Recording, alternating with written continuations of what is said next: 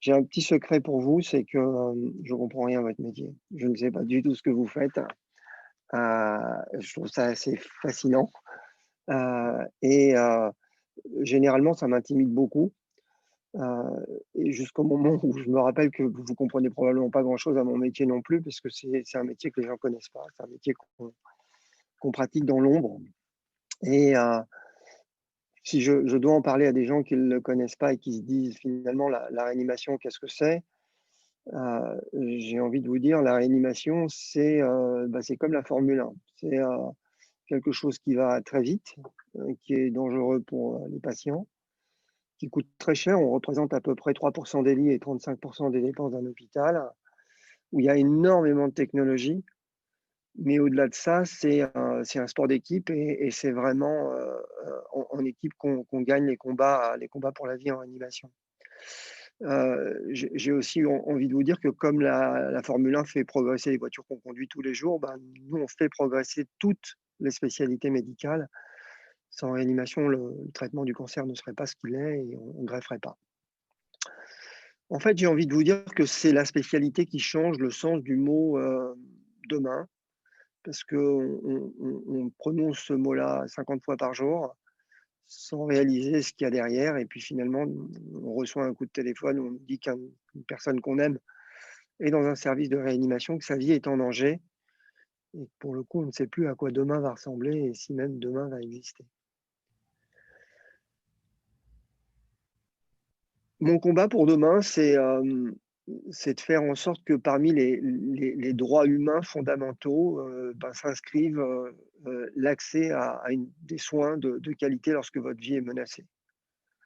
Ça ne doit pas être une chance, ça ne doit pas être, un coup du sort, ça ne doit pas dépendre du fait que vous connaissiez mon numéro de téléphone, ça doit vraiment être un droit humain fondamental, et c'est le combat qu'on a décidé de mener en créant cette fondation One oh One, avec un objectif ambitieux mais réaliste, qui est de sauver 1 million de vies en 4 ans, et c'était, avant le covid. C'était, au début 2018 qu'on s'est lancé dans cette aventure, qu'on a appelée cette fondation One oh One, parce qu'elle représente bien ce que nous sommes.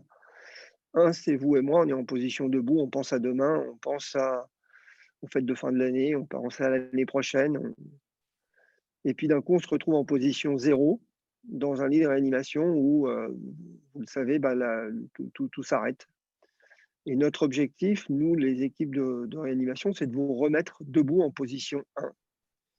Et puis les 0 et les 1, c'est le langage de la 4e révolution industrielle, c'est le langage de la data, et on pense que c'est en se recentrant sur la data qu'on peut être mieux traitant, et qu'on peut inventer la réanimation et investir dans la réanimation intelligente, la réanimation de demain. Alors vous allez me dire, vous avez entendu parler un peu de réanimation parce qu'il y a eu une pandémie entre-temps, et qu'il a fallu effectivement une pandémie pour que le monde découvre en fait le rôle de la réanimation, et il a aussi fallu cette pandémie pour, que les constats que nous avons faits se révèlent parfaitement exacts. Alors aujourd'hui, cette pandémie, c'est 72 millions de patients, c'est 1,6 million de morts, ce sont les chiffres, aujourd'hui, et si on se concentre sur notre pays, c'est, plus de 2 334 000 patients et 55 000 décès au 6 décembre.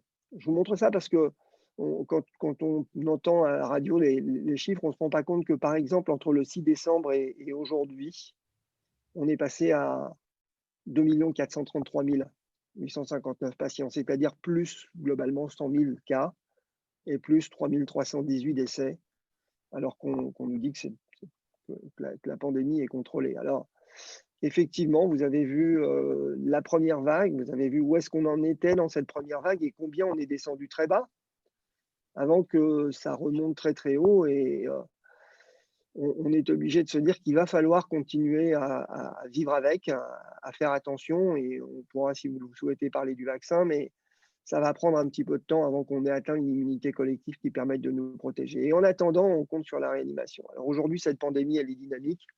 Vous voyez qu'il y a une quarantaine de pays, qu'il y a 48 pays qui sont encore dans une deuxième vague, 44 qui sont dans une phase descendante. Et il y a entre 7 et 8 pays pour lesquels la pandémie est maîtrisée, essentiellement en Asie du Sud-Est, encore un certain nombre de pays, dont les États-Unis, tristement les États-Unis, la première puissance mondiale, qui sont encore en phase ascendante. En France, voilà à peu près où on en est. Vous voyez que la baisse est très, très progressive et très lente sur les hospitalisations et sur le nombre de cas, après quelques jours maintenant de confinement. Et ça veut dire quand même, quand on regarde les services de réanimation, que dans un certain nombre de régions de France, vous voyez que plus de 80% des capacités de réanimation sont encore occupées par des patients Covid, alors qu'il faut faire tout le reste, et c'est une différence essentielle avec la première vague, c'est que là, il faut continuer à faire tout le reste. Le traitement du cancer, des maladies cardiovasculaires, la chirurgie très urgente, les traumatisés, les autres infections. Alors, il y a quelques raisons pour lesquelles nous, on s'inquiète, on se couche tard et on ne dort pas bien. Et c'est notamment que s'il a fallu effectivement une pandémie pour que le monde découvre le rôle de la réanimation, cette pandémie a vraiment mis en évidence la validité de nos constats. Ça fait longtemps qu'on dit que l'accès à des soins de qualité, ça doit être un droit humain fondamental. Vous voyez que c'est une étude américaine qui montre que en réanimation, le taux de mortalité du Covid en moyenne est à 35,4%, mais ça varie considérablement puisque dans ces 65 centres, ça varie de 6,6 à 80% de mortalité. Et je peux vous dire que c'est pas simplement aux États-Unis, on a les mêmes chiffres en Europe et on a même des chiffres assez comparables dans notre capitale. Qu'est-ce que ça veut dire? Ça veut dire que l'hétérogénéité des pratiques est absolument réelle. Ça fait 20 ans qu'on sait précisément comment il faut régler le respirateur pour ne pas créer des lésions lorsque les patients sont mis sous respiration artificielle. Aujourd'hui, il y a à peine 18% des patients qui sont ventilés selon les recommandations internationales. Si vous comparez le top 10% des hôpitaux les plus performants et le bottom 10% des hôpitaux les moins performants, il y a 18 fois plus d'infections liées au cathéter intraveineux dans ces centres-là. La mortalité de l'infarctus est 2,3 fois plus élevée dans les 10% des centres les moins performants. Le taux d'escar est 45 fois plus élevé. Et les mesures qu'il faut prendre dans les 6 premières heures de la prise en charge d'un sepsis. Le sepsis, en fait, c'est la réaction anormale de l'organisme à une infection. C'est ça le Covid, en fait. Et ben, c'est fait chez moins de 35% des patients. Et encore une fois, j'ai pas envie de vous abreuver de chiffres qui sont difficiles, mais le sepsis, en 2017, c'était déjà 49 millions de patients dans le monde et 11 millions de décès. Alors, pour détendre un peu l'atmosphère, je vais vous demander de vous concentrer sur ce chiffre, 17. Admettons qu'il vous arrive une vraie catastrophe. Vous cassez votre iPhone. Combien de temps vous allez attendre avant de le changer? 17 heures, 17 jours, 17 semaines, 17 mois? Je suis assez persuadé que si mon fils casse le sien, il va lui falloir 17 minutes pour me trouver. En fait, quand il vous arrive un truc peut-être pas si grave, quand vous êtes en réanimation, nous, on attend 17 ans. On attend 17 ans pour que 14% des résultats de la recherche se traduisent en réalité par un changement de pratique. 17 ans. Et ça, c'est pas tenable. De la même façon qu'il y a d'autres choses qui sont pas tenables et qui font qu'on s'inquiète, c'est qu'il y a des promesses qui sont intenables. On ne peut pas augmenter à 12 000 lits la capacité de lit de réanimation. Parce qu'un lit de réanimation, c'est pas simplement un lit, un respirateur, un moniteur et du matériel de perfusion. Un lit de réanimation, comme je vous le disais avant tout, ce sont des équipes formées en nombre suffisant. Et là aussi, il y a des variations importantes. En France, le décret, c'est une infirmière pour 2,5 malades. En Suisse, où je travaille aujourd'hui, c'est une infirmière par malade. Et c'est pareil dans la majeure partie des pays anglo-saxons et en Allemagne notamment. Alors c'est pour ça qu'on s'est dit qu'est-ce qu'on peut faire de plus intelligent, quels sont les champs d'action sur lesquels on peut sauver 1 million de vies. Et là, pour le premier, c'est mieux soigner, et notamment mieux soigner en utilisant les data pour améliorer les pratiques à travers des programmes d'éducation du personnel, encore une fois, qui soient data-driven. Alors, les programmes d'amélioration des pratiques, on peut créer très rapidement. On a fait ça pendant la première vague avec un mécénat d'AXA. Vous pouvez mettre en place une plateforme numérique de formation aux techniques de réanimation et notamment de ventilation artificielle. C'est bien, mais ça ne va pas suffire. Ça ne va pas suffire et pour qu'on change vraiment la donne, il faut qu'on réarme nos soignants. Et pour réarmer nos soignants, il faut se rappeler que toute la technologie qu'il y a autour d'un lit de réanimation, ça permet d'acquérir entre 8 à 10 000 points de données par patient et par jour. Et ça, c'est de l'information qui est disponible en temps réel pour faire du benchmarking, évidemment, mais c'est aussi la data, le carburant de l'intelligence artificielle, j'y reviendrai, et c'est un élément absolument fondamental si on veut changer les pratiques. Et ce qu'on fait avec 101, c'est ça. Et je vais juste vous montrer un résultat sur une étude qui est preuve de concept, hein, où on a pris 900 lits de réanimation dans les hôpitaux publics à Rio de Janeiro. La médecine n'est pas exactement la même que dans les hôpitaux privés, puisque vous voyez qu'ils avaient un taux de mortalité qui était à 47,8% et un rapport entre la mortalité observée et la mortalité prédite qui était de 1,46. En appliquant un programme qui s'appelle Satisfaction, qui est basé sur une auto-évaluation, une formation aux sciences de l'implémentation, la mise à disposition d'outils qui permettent de collecter des données et de les montrer finalement de façon totalement intelligible sous forme de tableau de bord, 158 indicateurs de performance qui nous laissent apercevoir les points forts et les points faibles de ces équipes, qui nous laissent cibler notre formation et notre coaching. On est arrivé en quelques mois à transformer ces unités puisqu'on est passé de 47,8% de mortalité à 27% de mortalité et que maintenant, quand 100 patients sont hospitalisés dans cette réanimation avec un pronostic vital et que ces patients sont pronostiqués comme devant mourir avec les scores, ben finalement, il y en a uniquement 66 qui décèdent et c'est comme ça qu'on peut notamment sauver 1 million de vies. Ce programme qu'on veut implémenter dans 1204 services dans le monde, avec une présence dans 66 pays, ce programme, c'est beaucoup et pas grand-chose, c'est un peu plus de 10 millions d'euros, globalement, c'est à peu près 10 euros pour une vie. Et si on tient compte de la déduction fiscale, c'est globalement 3 euros pour une vie, c'est 3,5 euros pour une vie. Autre champ d'action, c'est évidemment de mieux comprendre, c'est d'accélérer la recherche en financement des programmes de recherche innovants et là aussi en investissant le territoire de l'intelligence artificielle pour remplacer ce qui peut être parfois vécu comme un peu de stupidité naturelle. Je vous donne un exemple. Vous prenez le Covid, vous regardez ces 4 patients, ils ont le même besoin d'oxygène, le même besoin de ventilation artificielle, ils sont infectés par le même virus, mais quand on regarde le scanner, on voit bien qu'ils ont des dégâts pulmonaires qui sont différents. Est-ce qu'il faut leur proposer le même traitement et la même stratégie de ventilation? La réponse est probablement non, et c'est ce qu'on essaye de tester avec un essai clinique qui, là aussi, est basé sur un test spécifique où, en réponse à une augmentation de pression, on mesure des variations de paramètres physiologiques chez les patients, on trouve des seuils qui permettent de déterminer si les patients sont répondeurs ou non répondeurs, là aussi avec des techniques d'intelligence artificielle et de deep learning, et on peut adapter, personnaliser la stratégie de traitement. Alors là aussi, hein, c'est un essai comme ça, c'est 2 millions d'euros. C'est beaucoup et pas beaucoup à la fois dans la mesure où après, ça peut changer complètement la stratégie de prise en charge de ces patients-là. Cette stratégie de prise en charge rapide avec l'utilisation de la puissance de calcul qu'on a aujourd'hui pour changer la méthodologie statistique, ça nous a permis de mettre au point ce qu'on appelle des essais plateformes. Donc on a été les premiers à proposer dans ce contexte. Et vous voyez qu'en quelques mois, vous avez probablement entendu qu'il y a en fait un traitement qui aujourd'hui a fait la preuve de son efficacité dans le Covid et c'est la cortisone. Et bon, on a pu obtenir ces résultats avec ces d'essais cliniques qu'on appelle des essais adaptatifs qui nécessitent encore une fois un réseau, beaucoup d'intelligence et un peu d'investissement et un peu de capital pour arriver à le faire.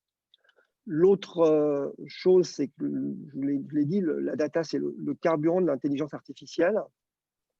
Je vais juste vous donner un exemple parce que le temps est compté. Si vous prenez un problème comme l'insuffisance rénale aiguë, dans un service de réanimation comme le service de Cochin, vous voyez, c'est 1600 patients par an. Un tiers de ces patients vont développer une insuffisance rénale aiguë et vont décéder. Un sixième vont développer une insuffisance rénale aiguë sévère et là, le décès est à 45%. Et le drame, c'est que dans 35% de ces insuffisances rénales aiguës, on ne l'a pas vu venir. Le Covid, ça a encore accentué ce problème-là. Vous voyez que dans le Covid, maintenant, on pense qu'il y a une augmentation du risque d'insuffisance rénale aiguë qui est de l'ordre de 30 à 50%. Et on sait que ces patients-là, ils ont un risque de décès plus important, qui peuvent sortir avec une insuffisance rénale chronique qui vont nécessiter d'être dialysés ou transplantés. Et ça représente un poids énorme pour la société et évidemment pour les patients. Avec le collègue du Boston Consulting Group, du groupe BCG Gamma, on a mis en place un score basé sur les données qu'on a collectées sur plus de 20 000 patients et qui a permis maintenant d'identifier un risque d'insuffisance rénale aiguë 48 heures avant que cette insuffisance rénale aiguë ne survienne chez 82% des patients quand les docteurs n'en détectent qu'à peine 50%, avec, encore une fois, un homme averti en vaut deux, la possibilité de changer le management clinique de ces malades. C'est important si on veut diminuer les conséquences sanitaires de cette crise. Vous savez que le Covid, ça va malgré tout entraîner une mortalité excessive. On le montre bien en France, on le verra encore plus évidemment dans des pays comme les USA.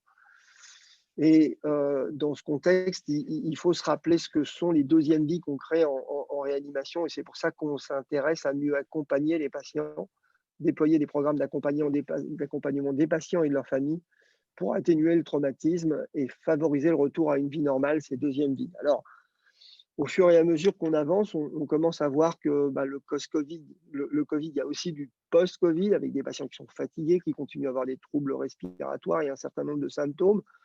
Le monde a découvert ce post-Covid, alors que pour nous, ce n'est pas très, très nouveau. Hein.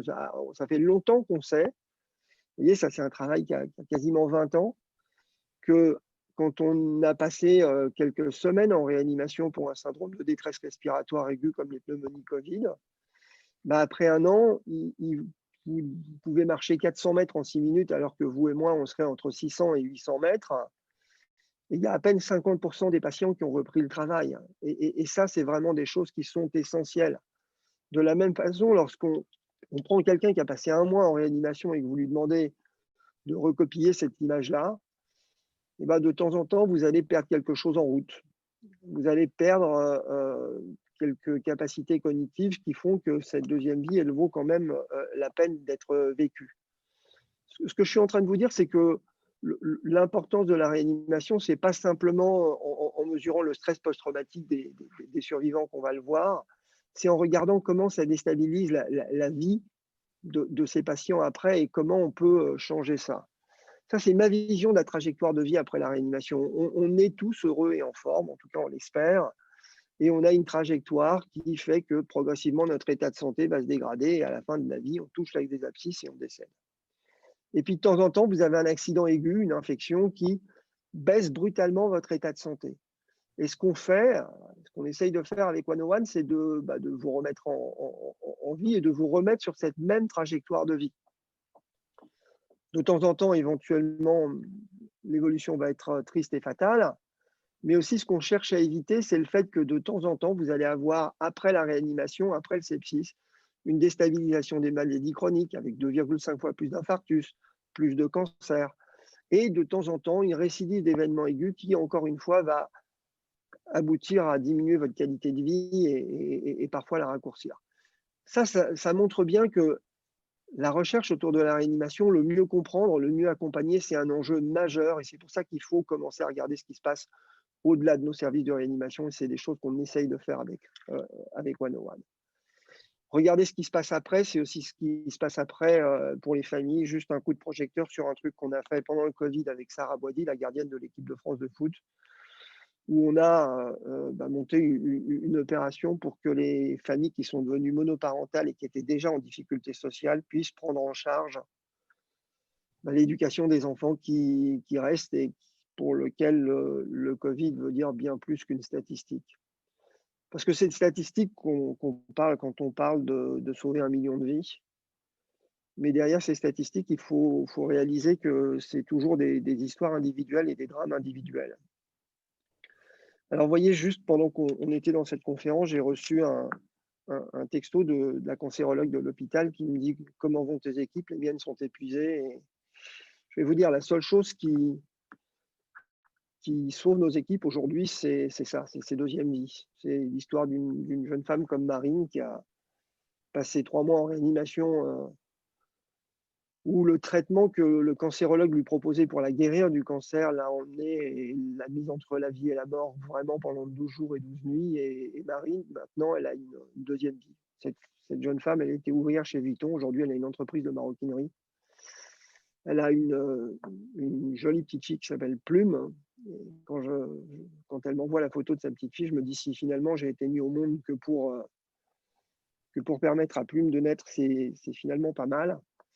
Et bientôt un 2e enfant et c'est ça les 2e vies de la réanimation. Donc voilà, je pourrais vous résumer ma spécialité en vous disant qu'on est, accoucheur de 2e vie, qu'aujourd'hui ce truc-là, ça peut pas se faire sans vous et c'est pour ça que, bah, alors qu'il nous reste, 15 jours au mois de décembre pour, éventuellement prendre de bonnes décisions et éventuellement avoir l'opportunité de sauver quelques vies. Et ben, je vous invite à nous rejoindre, à faire partie de nos généreux donateurs et à faire en sorte que le monde reconnaisse que la réanimation est un enjeu. Je suis à votre disposition pour répondre à vos questions et je serai même à votre disposition pour répondre à des questions plus spécifiques par email sur la vaccination dans les jours qui viennent. Je vous remercie d'avoir eu la patience de m'écouter. Merci à toi, Jean-Daniel. Merci beaucoup. La question, c'est qu'est-ce qu'on peut faire pour vous être utile et pour vous aider non seulement à tenir, mais pour vous aider à avancer, à innover, parce que il faut être en réanimation, savoir ce que ça représente, la gestion de 12 000 data points par jour, et qu'on soit prof de médecine, médecin, infirmière, interne ou aide-soignant, il n'y a aucun cerveau humain qui peut optimiser et piloter ça efficacement. Et c'est ça le sens de notre accompagnement. Il y a 3 choses que vous pouvez faire. La première, je suis désolé, je suis un peu lourd, mais c'est parce que c'est urgent et parce que c'est, encore une fois, Pesetas pour finir cette étude sur la ventilation, c'est 2 millions d'euros, il nous en manque un et et parce que c'est 10 euros la vie. Donc la première, c'est un don. Je vous rappelle, c'est simple, hein, c'est donner.one-o-one.eu. La deuxième, c'est qu'évidemment, je suis sûr que l'auditoire prestigieux que j'ai aujourd'hui, c'est des investisseurs et qu'un certain nombre d'entre vous avaient probablement des participations, des intérêts dans des entreprises qui sont dans le monde de la data, dans le monde de l'intelligence artificielle et où on peut éventuellement imaginer des collaborations et du mécénat de compétences. Et puis la troisième, si vraiment c'est l'investissement qui est la pierre angulaire de votre action, et je le comprends très bien. Je mentionne juste qu'on est maintenant partenaire d'un fonds qui s'appelle S'investir pour guérir, où bah, des investisseurs peuvent faire leur métier d'investisseur et où une partie donc, des frais de gestion sont reversés à 2 fondations qui sont la fondation de l'hôpital Foch et la nôtre. Mais voilà, c'est les 3 choses simples. Un don, du mécénat de compétences et éventuellement s'investir pour guérir. Est-ce que tu peux peut-être, on avait cet échange hier, Jean-Daniel, est-ce que tu peux éventuellement nous dire quelle est ton analyse à la fois de la promesse constituée par les vaccins, mais en même temps de ton inquiétude constituée par l'accélération de la deuxième vague dans des pays comme la Suisse, l'Allemagne, tout n'est pas rose en France ou les États-Unis. Voilà, je pense que ça intéressera peut-être. Alors, on est dans une situation où la deuxième vague n'est globalement pas contrôlée dans un certain nombre de pays, vous l'avez vu, et surtout, même si on se dit, bah, en France, ça a bien descendu, vous avez vu, on est à des nombres de cas qui sont très, très, très, très, très au-dessus de ce qu'on voyait au mois d'août ou au début du mois de septembre quand c'est reparti. Donc le virus circule encore. Et évidemment, vous l'avez vu aussi, le couvre-feu, le confinement, ça a eu un effet. Donc, si maintenant on fait open bar, c'est sûr que ça va repartir. Et vous ne verrez pas de troisième vague, vous verrez une troisième vague qui va se fusionner dans la deuxième. C'est vraiment, c'est un point absolument, absolument, absolument majeur. L'autre point, c'est que la vaccination, ça va prendre un peu de temps. Et l'immunité collective, ça va prendre vraiment un peu de temps. C'est du temps qu'il faut mettre à profit pour continuer globalement à contrôler la croissance enfin, la circulation du virus. Et je ne peux que vous dire une chose, c'est que on va vivre avec ce virus pendant encore un petit moment.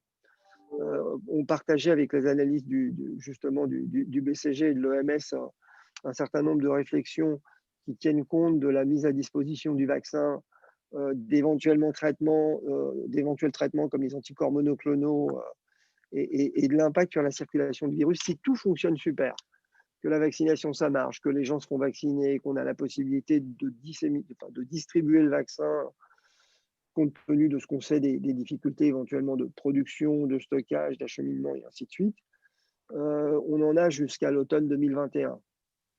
S'il y a un truc qui marche un peu moins bien, c'est un an de plus. Mais encore une fois, ce que je vous ai dit, c'est le Covid, mais ça n'est pas que le Covid. Alors, Jean-Daniel, je crois qu'il y a des questions. Il y avait une Ouais. question de David Bufflard sur l'analyse France-États-Unis. Et puis, je crois qu'il y a une deuxième question après. Alors, la question sur l'analyse France aux États-Unis, d'abord, la première chose, c'est qu'indépendamment du nombre de cas et du nombre de décès, ce qu'il faut bien voir sur l'analyse France-États-Unis, c'est que en France, il y a un certain nombre de mesures qui sont prises, et qui visent à freiner la circulation du virus. Aux États-Unis, c'est pour l'instant encore, mais complètement open bar. Hein. C'est-à-dire qu'il y a vraiment il y a un taux de circulation du virus qui est encore absolument majeur. Et puis alors, ce qu'il faut bien réaliser, c'est que aujourd'hui, aux États-Unis, c'est 16 millions de cas. Hein. C'est 16 millions de cas. Et encore une fois, la surmortalité ne touche pas exactement de la même façon toutes les populations. La densité d'habitants aux États-Unis, c'est très, très variable d'un État à l'autre. Vous allez me dire en France aussi, mais malgré tout, je pense que s'ils continuent à nier, mais je pense que ça va s'arrêter très vite maintenant, s'ils continuent à nier la réalité de l'épidémie et à rien faire, on va monter bien au-delà des 330 000 décès aux États-Unis. Ce d'autant que quand on regarde les facteurs de risque de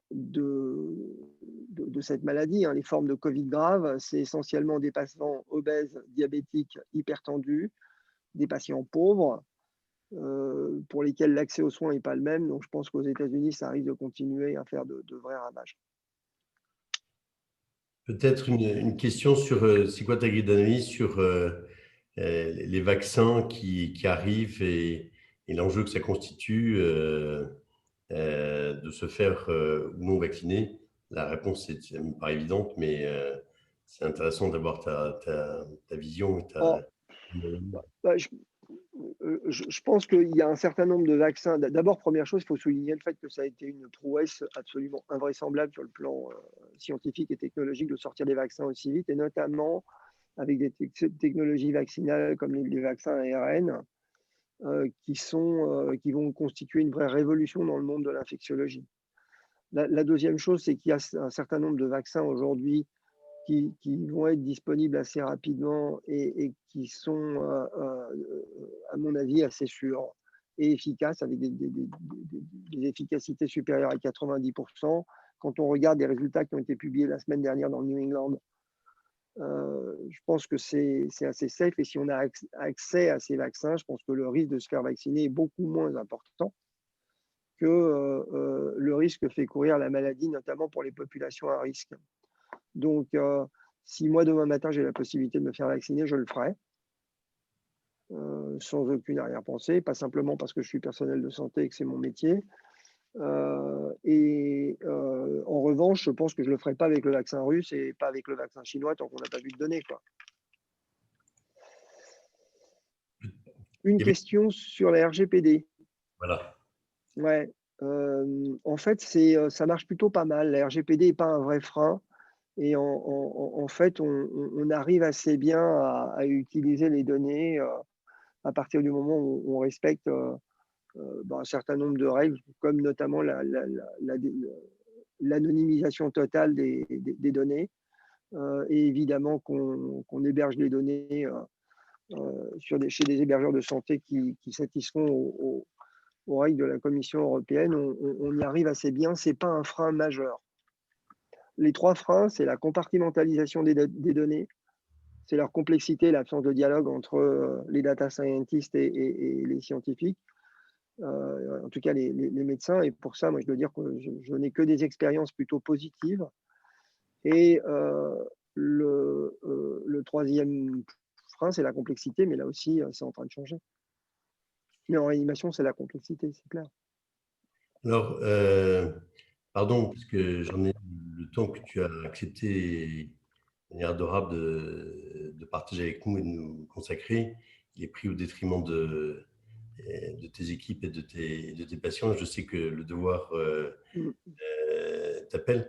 Si en conclusion, si tu avais une suggestion et une recommandation au-delà de ce que nous, on va s'occuper de faire au-delà de notre engagement Next Edge là-dessus, une recommandation aux participantes et aux participants qui sont là sur les trucs intelligents à faire ou à ne pas faire sur les semaines à venir et en particulier dans cette période de fête, ce serait quoi? Oui, non, mais restez prudent, évidemment. Avoir un Noël sage et des fêtes de fin d'année assez sages, continuer vraiment le respect des gestes barrières, ça marche, ça marche. Le masque, ça marche, le lavage des mains, ça marche, la distanciation physique, ça marche, c'est montré, c'est bien montré. Donc il faut le faire, il faut vraiment, vraiment, vraiment le faire. Et puis, si vous êtes dans les populations à risque quand les vaccins arrivent, il faut se faire vacciner. Jean-Daniel, merci infiniment. Merci à vous, merci pour votre temps et l'opportunité. C'était merveilleux de pouvoir vous parler. Et on avance. On avance. Au revoir. Merci. Juste, merci à tous et à tous. Renaud Presberg avait posé une question, non pas sur l'analyse de ce qui se passe avec Jean-Daniel Lechy sur la réanimation intelligente, mais sur qu'est-ce qui s'est passé sur Fontaine-Pajot après notre départ. C'est très simple. Il y a un peu plus d'1 an, on a commencé à réfléchir et à travailler ensemble sur. On avait une clause de rendez-vous. On avait décidé que cette clause de rendez-vous, d'un commun accord, allait s'exercer. Et donc, avec l'aide d'une banque d'affaires, on a travaillé et on a trouvé un partenaire qui a pris le relais de NextEdge, qui a été choisi par Fontaine-Pajot et qu'on a agréé et on s'est mis d'accord sur cette base-là. Et ça permet à l'aventure de se poursuivre sans aucune rupture et avec des gens de qualité. Il s'agit d'Arkea Capital qui a pris notre relais après une mise en concurrence avec différentes solutions. Voilà pour répondre à ta question, cher Renaud.